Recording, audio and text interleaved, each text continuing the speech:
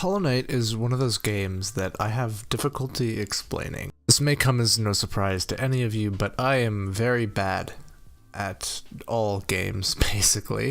But Hollow Knight is one of the games where I thought I might get into speedrunning purely for it.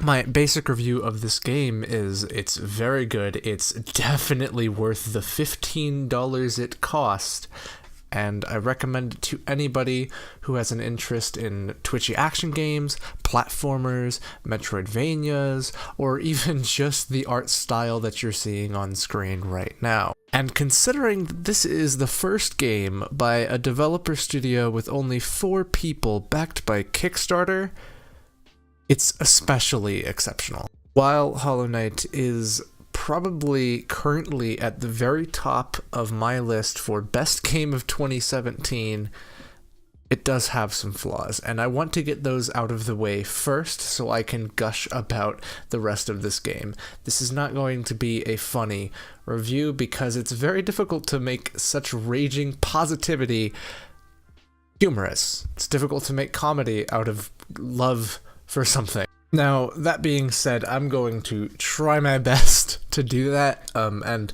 fail miserably, but before I go on, I need you to know that Hollow Knight is a game that is best played blind, and so if you haven't played it yet, go buy it. You'll find something for you, whether it's the visual design, or the music, or the level design, or the Metroidvania progression, or the charm system, or the combat, or anything. There's something in this game for you. And that sounds like a lot of things, but that's really all the game does. But each bit of it is so multifaceted and still perfected somehow that it blows my mind. The breadth of people that I think can enjoy this game, regardless of taste in games or art or whatever, really. So this is going to end the spoiler-free review of Hollow Knight.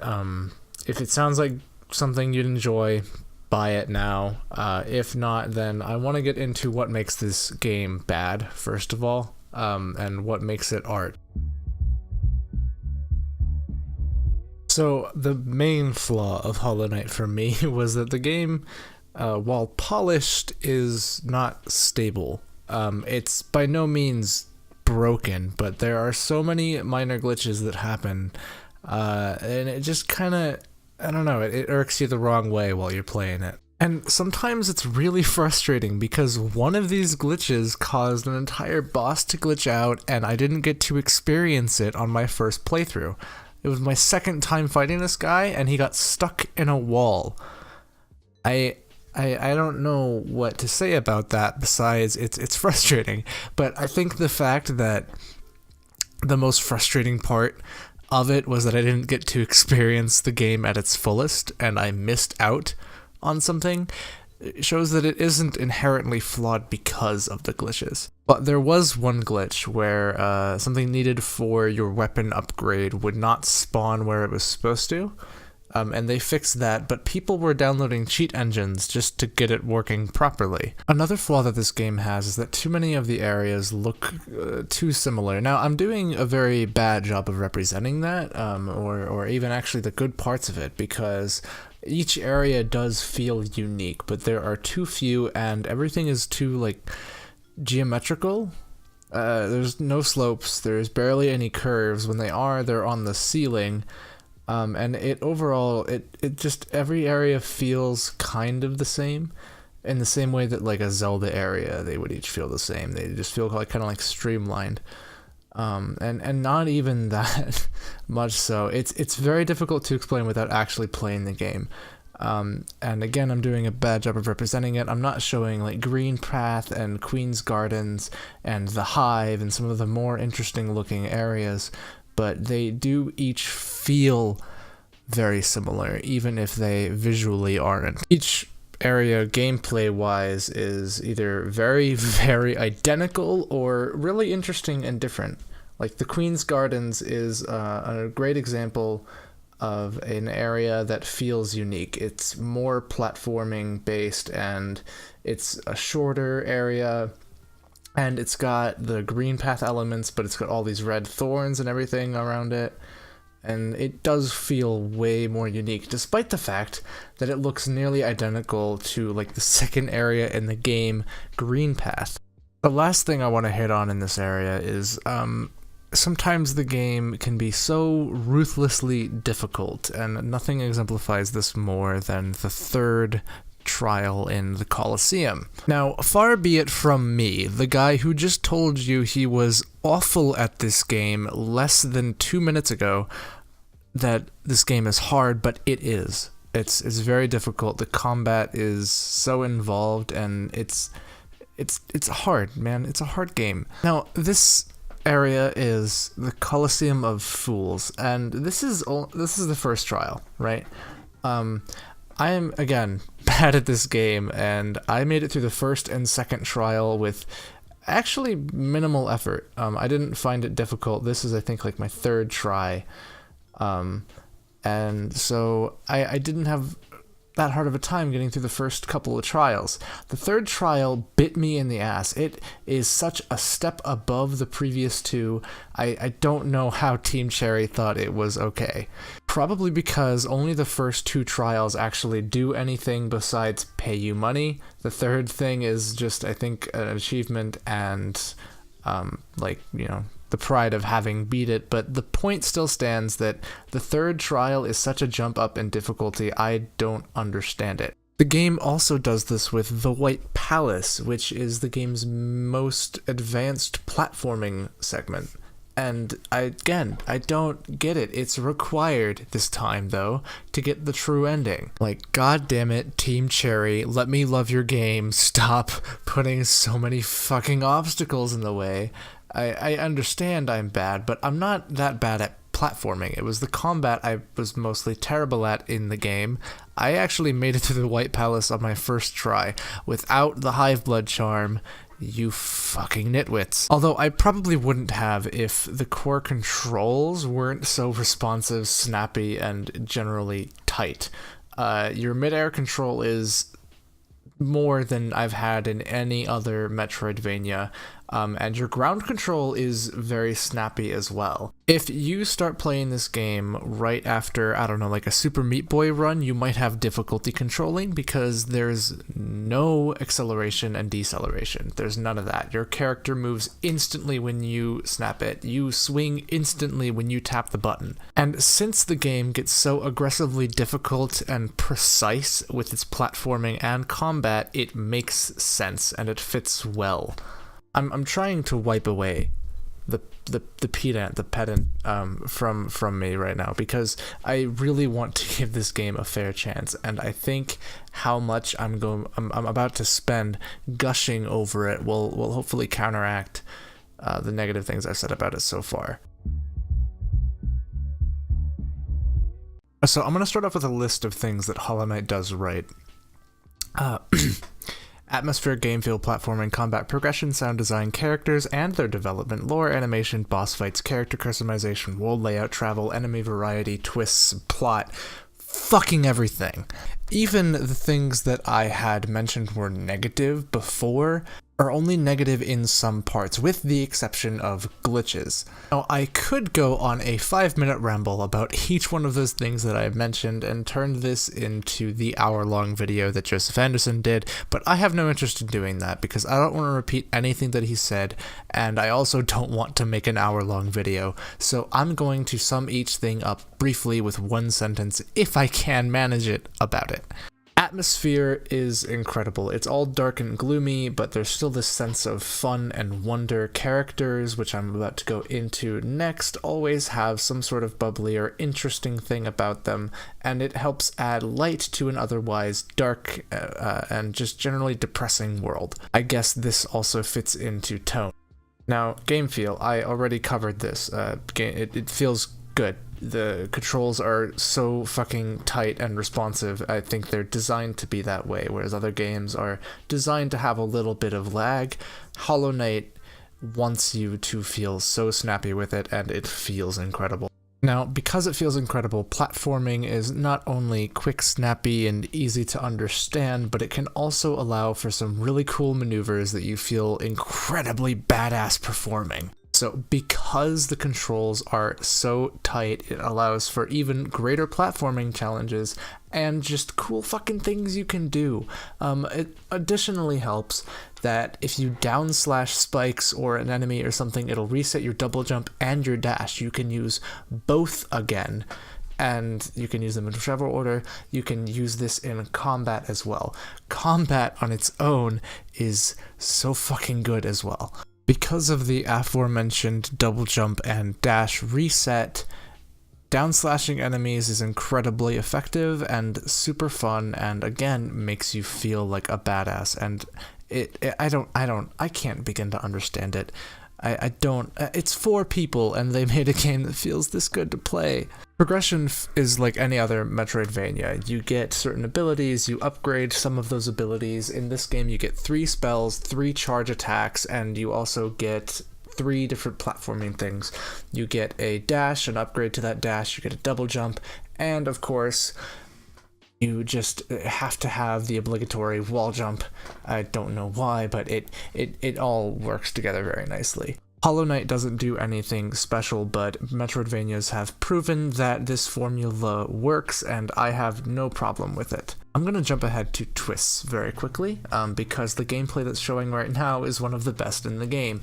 You're probably going off of a long stretch out of this treacherous, trap-filled place, and you finally see a bench, the game's checkpoint system.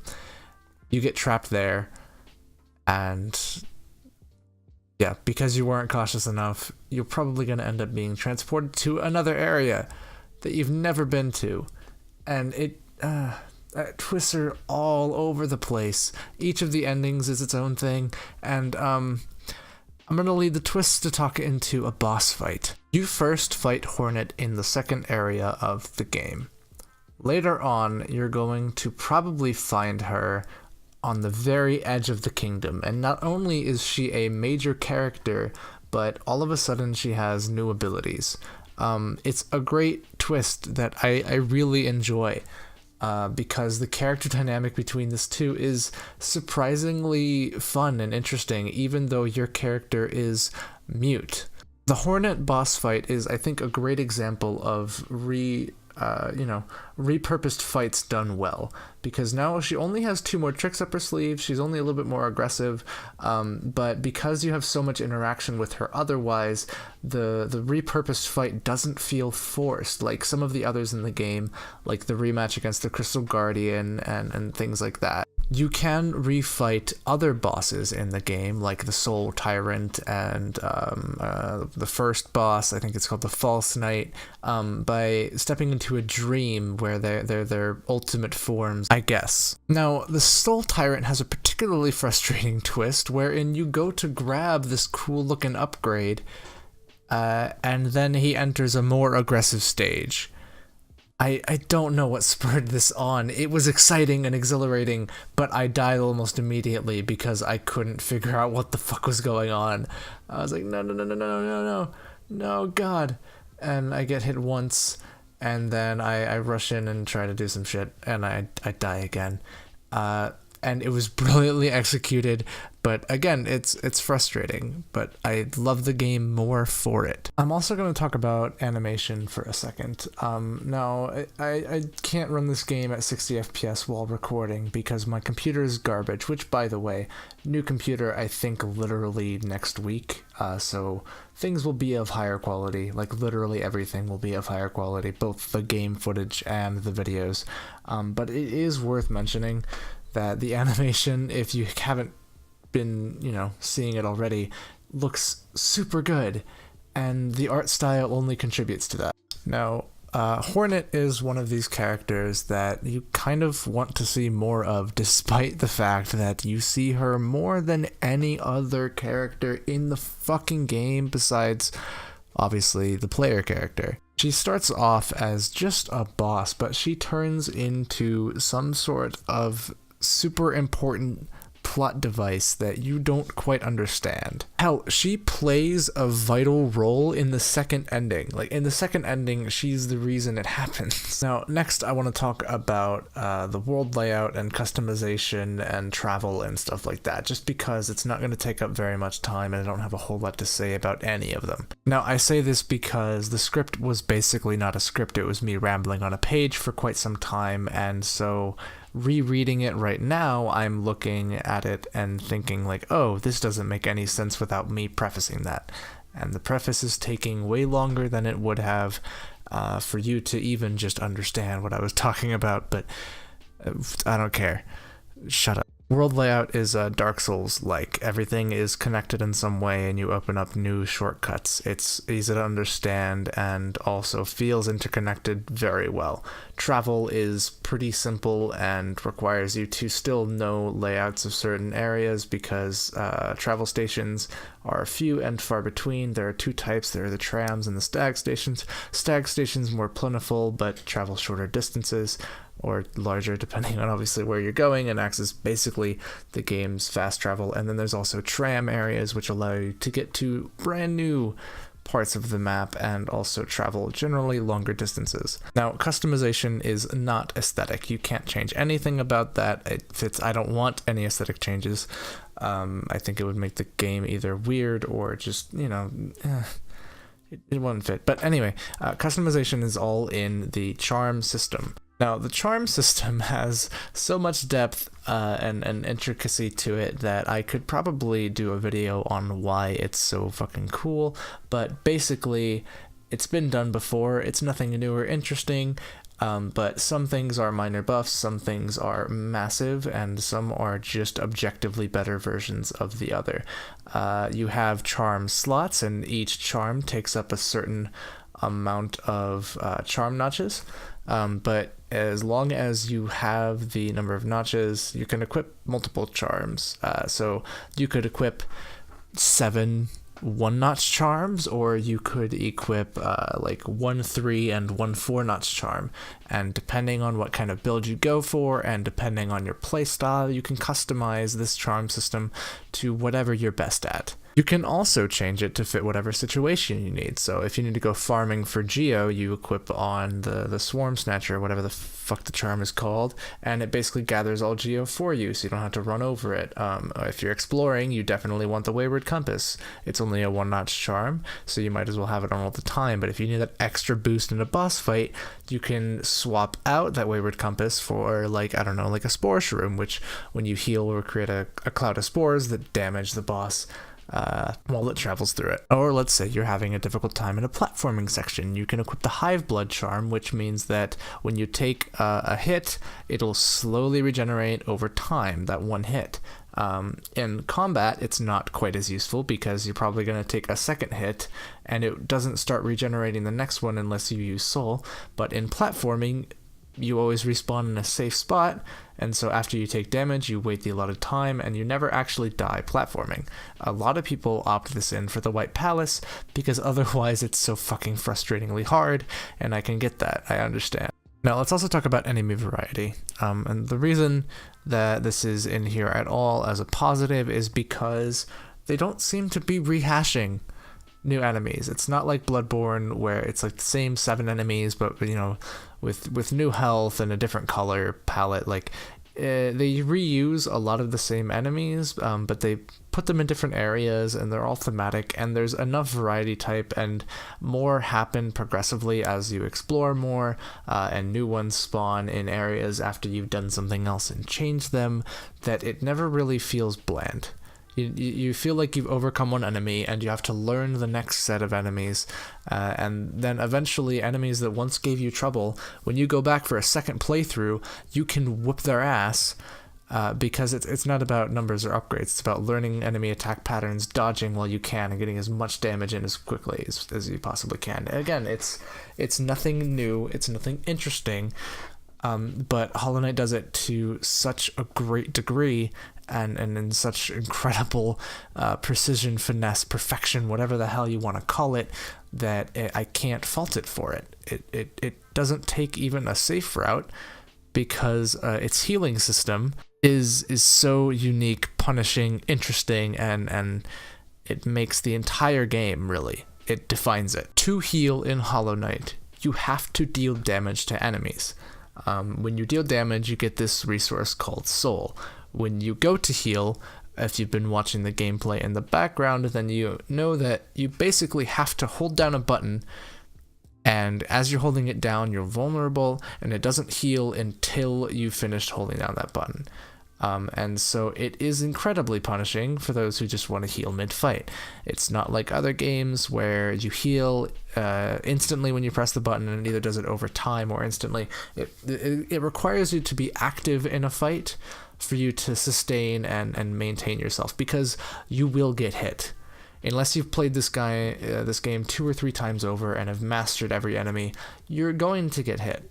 And the first playthrough, in my opinion, is always the one that matters the most. So I don't think it's too out of the question to say that Hollow Knight's unique healing system is the most important thing about it, because it defines how you have to play the game to a certain degree. Again, there's so much customization and there's so much room for error, and I don't even want to say that because if you can get fucked up really badly really quickly, but you know, I don't know. The fact that enemies only do 1 damage and you only heal 1 at a time, and only highly telegraphed enemies and the final secret hidden boss do more than 1 unit of damage makes the game incredibly balanced if you just pay attention.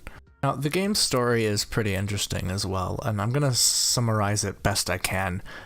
There's a moth god called the Radiance, and he created Hallownest and this dude named the Pale King. The Pale King took over Hallownest, and basically Radiance created this whole area on the condition that, oh, by the way, worship me. Pale King said no, and so the Radiance responded with the infection and a plague, and that basically fucked everybody's shit up. Your job as your little dude is to go out and, you know, bring balance back, get rid of the plague, contain it. All the endings have different ways of dealing with the plague, one of which doesn't deal with the plague, and honestly, the story is so reliant on you not really knowing what's going on that I'm not even going to spoil it, because I know that nobody's actually going to click away from this video when I say click away from the video now if you don't want things spoiled for you. If you did, congrats, you are among the cool people, but no, the story is simplistic, but again, kind of unique and interesting. Oh, there's also this weird focus on dreams, and you get this thing called the dream nail, and I don't know. I don't quite understand all of it. There are 3 dreamers, and you have to go and kill all 3 of them, and then you go and kill the OG Hollow Knight. There's a beautiful dream that you find out after you get 2 halves to a super powerful charm, and then you go back down to the deepest part of the game, and you fall even further down that. And then you dream nail your own reflection to get inside your head, and you see what happened to you earlier, and it's oh my god, it's so fucking good. So to summarize, play this game. It's good, well worth its asking price, and for a $15 game, I think it's about the best thing you could do with that money, as long as you're spending it on recreation. I genuinely think this is a good contender for Game of the Year, if not for being such an exceptional game, then at least being for such an exceptional game considering what it is. It's a Kickstarter game with a developer team of 4 for $15. So go play it. It's good. Every aspect of it is good. There's nothing that's a huge glaring issue, and as long as you enjoy Metroidvania or hack and slash, or not even hack and slash, but like twitchy combat or boss rush games even, or deep narratives with tons of lore in the world that you discover on your own, or again, if it's like the visual design that draws you in, or even the sound. I didn't even touch on the fucking sound. Oh my lord, the songs are incredible. Then go buy it. You'll like it.